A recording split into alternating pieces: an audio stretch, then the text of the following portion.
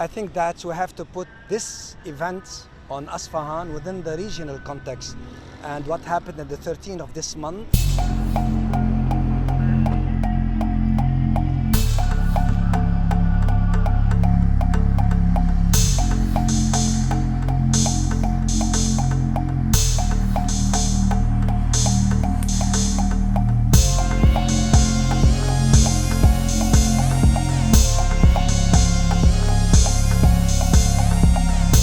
I think that we have to put this event on Isfahan within the regional context and what happened on the 13th of this month, the true promise of Iran.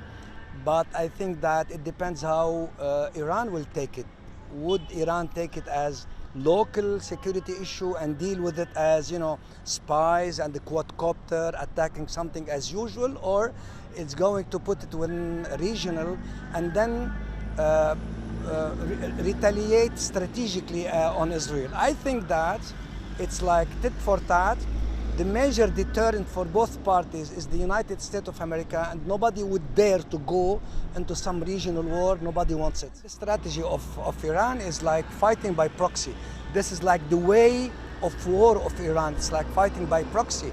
They used to fight by proxy because it's cheaper. But when the Israel attacked the embassy and the consulate, it's something new.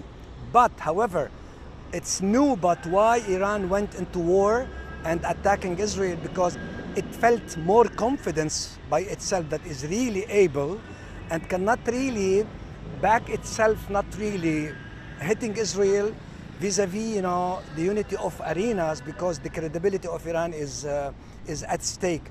Moreover, it felt the weakness of the United States of America in the region, as well as the incapability of the Israeli armed forces and Netanyahu to really finish Gaza after 7 months. So in this perspective, Iran felt that it has to retaliate in order to draw more lines.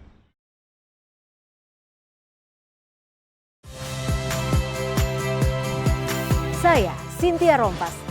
Saksikan program-program Kompas TV melalui siaran digital, pay TV, dan media streaming lainnya. Kompas TV, independen, terpercaya.